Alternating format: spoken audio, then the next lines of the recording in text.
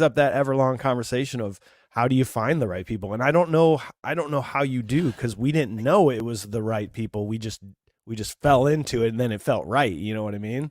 That's a really good question. How do you find the right bandmates? I don't have an answer for this either. I don't know that there is one, although I think part of it is identifying when either when you have exactly the right person or exactly the wrong person, and figure it out. Acknowledging that, like, okay, this is great. Wait a minute, this is poison. This person can't be here anymore. And like I said, there have been bands in the past that I've been in where I can look back and be like, oh, look at that. I poisoned that well. Like I was the one. Yeah. That was me. Like it's good that I'm not in that band anymore. Well, it's like, remember the video games, like the Madden games back in the day, where you could build a player, like a custom player, and it would have 10 categories, and you only had so many points you could work with. So you could load one up with 1 million, and then the rest you don't have any left for. You don't have any left. Like that. I think it's like, if you're building the perfect musician, skill level cannot be 100. You can't spend all your points on skill level. All that. So, but you don't want somebody that doesn't have any skills. So you find that slightly above average, maybe, because they can get better at that. And then, then how important is the hang? Like you're spending so much downtime with these people that you got to like them. I mean, you can't spend it all on likability, and then you don't have anything left for talent. Or, I mean, what are the other ones? Maybe professionalism, like cleanliness, timeliness, how well off they are in their normal life. That's true. They depend on this. Do they have reliable transportation? Right? Yes. Like I remember I was in a band. We were trying out bass players. I was not a decision maker. Right? Mm-hmm. I was a band member, but not the band leader. And I'll never forget, we had like 5 bass players that we were auditioning this one day at our guitar player, who was the band leader's house. And at the end of the day, we were talking through things, and I'm like, oh, well, I like that second guy. Like, he seemed pretty good. And our guitar player, Keith, was like, yeah, but did you see his car? And I'm like, well, I mean, yeah, I think I helped him, like, get his stuff out of it. He's like, that car won't make it to gigs this year.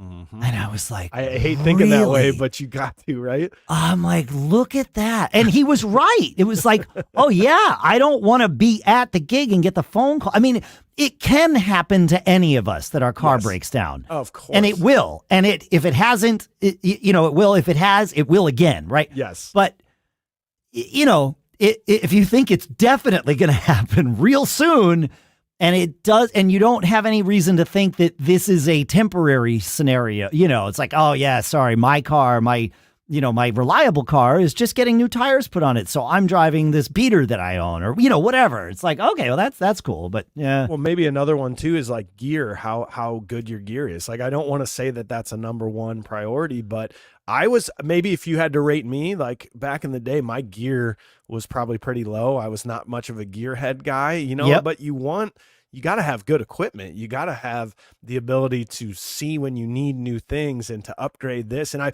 very much turned into a gearhead because of this band, but that was something that maybe was lower on my my rating scale when I first started joining this band. Because I come from the indie world, where like, cool means bad. Like, bad gear means, well, it's cool. What this looks like. But it's cool if your gear looks like vintage in the right scenario. Like, you can have like a guitar that's super worn, or a snare drum that's clearly seen more road than anybody else. That's cool, but the stuff needs to be reliable. Like, you got to be able to plug in that guitar good. and have it work. Well, the sound, that's one part. But the other part is just like, are the electronics reliable, or are we going to get to the gig and have, because, and spend an extra 30 minutes at sound check trying to figure out why your guitar can't plug in reliably, like, or the snare strainer falls off, or the bass drum pedal falls apart, like, all of these things. And that's the ability to have those conversations, right? Our singer, guitar player, Mason, is an incredible singer, incredible guitar player, but he used to play I'm not a guitar guy, so somebody can go back in photos and see what kind of guitars they are. But he played these amazing sounding guitars that came out of tune every song. And we were playing as a trio back then. That's when we were trying to get into these new towns. And so after every single song, we spent 2 to 3 minutes tuning Mason's guitar. And so we finally we made a good thing out of it, because actually we started doing these things called tuning songs, where maybe me and Corey would like start playing a song, and then I would rap something, and then Mason would start going, and then boom. That's how Gangster's Paradise actually came about into our set list. It was just by mistake, just for fun. But we had to sit him down one day and go, you're ruining the show. Like, you're ruining any momentum that we ever get from any song that we play. You've got to get new guitars. And so, he went on a journey and has since bought 1 million guitars and settled on something that he plays.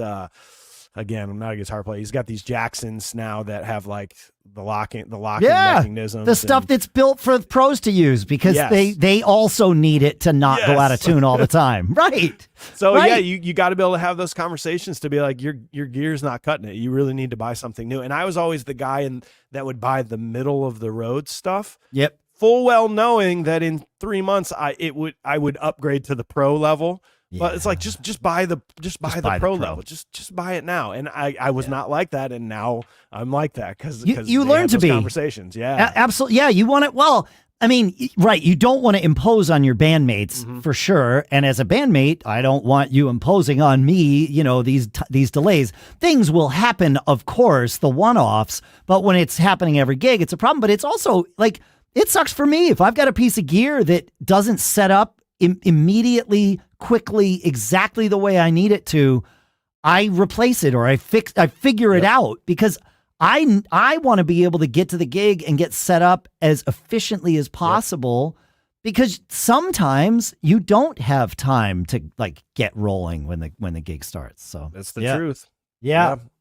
This is a good thing. I feedback at giggabpodcast.com, folks. I want it. Like, what do you look at in a bandmate, and when you're finding new bandmates, but then just having experienced bandmates over the years, folks? What have you learned, and what would you change with the next ones if you could? Right? Like that's and we I don't know if I've said this enough on the show, but it is often that we will obscure either the name or the location or both of a listener question that comes in, so that even though your bandmates listen, we make sure that they don't.